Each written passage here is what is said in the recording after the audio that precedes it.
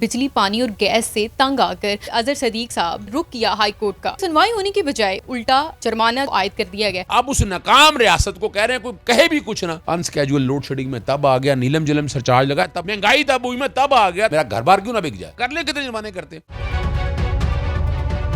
बिजली, पानी और गैस से तंग आकर हमारे सीनियर कानूनदान मोहम्मद अजहर सदीक साहब, जिन्होंने रुक किया हाई कोर्ट का और उनकी सुनवाई होने की बजाय उल्टा जुर्माना जो है वो आयद कर दिया गया। जानते हैं ये क्या मामला है, क्या माजरा।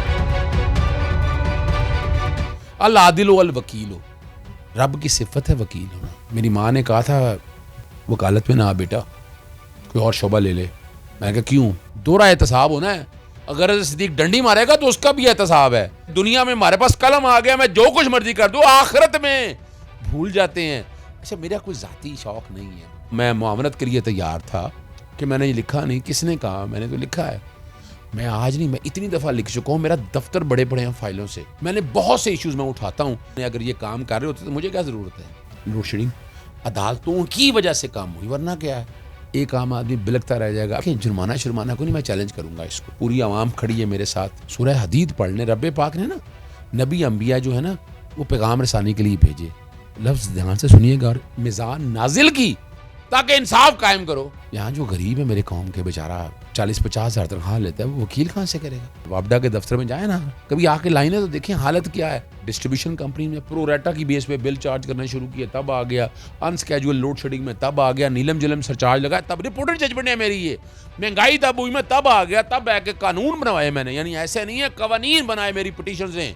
कोई फर्क नहीं पड़ता। इसकी इंट्रा कोर्ट अपील अपनी जगह करेंगे, लेकिन अवाम में बहुत गुस्सा है। लोगों की आवाज़ सुने। सवाल 1 लाख रुपए का नहीं है। सवाल है कि आपने 1 लाख रुपया ये जुर्माना है किस बुनियाद पे लगाया। तो इस बात को लेकर मैं इंशाल्लाह जाऊंगा, लेकिन अवाम के साथ मैं खड़ा रहूंगा। ये गलतफहमी है। मुझे अपना मेरा घर बार क्यों ना बिक जाए, ये याद रखिएगा। कर ले कितने जुर्माने करते, वो मेरा घर बार बिक जाएगा ना, बेच ले घर मेरा। खैरुन्नास में यनफउन्नास, बेहतरीन इंसान हुआ जिसे दूसरों को नफा हो।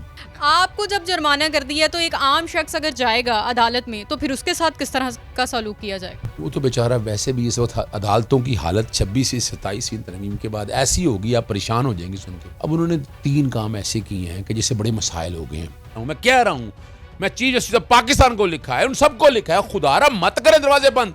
हालत ये है। फिर हमने एक निज़ाम यहाँ बना दिया है एतराज़ का। पिछले साल को 76,000 के करीब लाहौर हाई कोर्ट में रिटें दायर हुई। 1,76,000 एतराज़ात हैं। और अब भी इस दफ़ा कोई 72,000 के करीब, पिछले मैंने ट्वीट किया था, एतराज़ात है।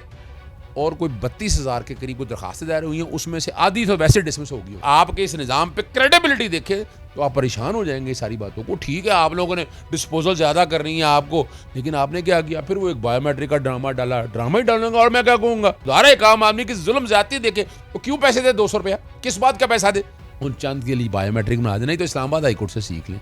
वो 30 रुपया लेते सिर्फ, और बार बार धक्के नहीं खाने पड़ते हैं। वो वहाँ पर कुछ नहीं करते, अंगूठा लगता है, बात खत्म। लोगों के लिए आसानियाँ पैदा करें आप। जुर्माने आप करते रहें, इसके बाद कौन आएगा। आम आदमी तो पहले बेचारा डरता नहीं आता। मैं बहरहाल मफाद आमा में आवाज़ उठाता रहूँगा। मैं बैठूंगा नहीं आराम से। आए अस्पताल में दवाइयों का हाल क्या हुआ। स्कूलों की तालीम थी, मुफ्त तालीम के लिए जितनी जदोजहद की, इसको छोड़ें आप। स्पेशल बच्चों के लिए कानून बना है, जहां हेरिटेज के नाम पे तबाही और बर्बादी हो रही थी, जहां पर टेंडरिंग के हवाले से मेट्रो ऑरेंज ट्रेन को जो तबाही और बर्बादी कर रहे थे, यानी क्या कोई इसमें बात ही ना करे। न आपने अकाउंटेबिलिटी के इदारे सारे बंद कर दिए कि पहले सहाफियों की आवाज़ें बंद की, अब वोकला की आवाज़ें बंद करने की कोशिश है। मेरी तो जब तक सांस है मैं ये आवाज़ें उठाता रहूंगा। हमारा फर्ज है कि हम लोग जो है वो अपनी बुनियादी सहूलियत के लिए आवाज़ उठाएं। महंगाई हो रही है, यहाँ ज़ख़ीरा अंदोज़ी हो रही है। यहाँ मुझे ये बताएं, ये चीनी ज़ख़ीरा अंदोज़ी कर रहे हैं, हुकूमत तो कुछ कर नहीं रही। तेल की कीमतें बढ़ा रहे हैं, कोई पूछने वाला नहीं है सारे मामला। अब उस नाकाम रियासत को कह रहे हैं कोई कहे भी कुछ ना। लोड शेडिंग, गैस के बिलों की बात कर रहे हैं। हम लोग अक्सर जाते हैं और ऑन ग्राउंड हकीकत देखते हैं तो वो कुछ अलग ही होती है।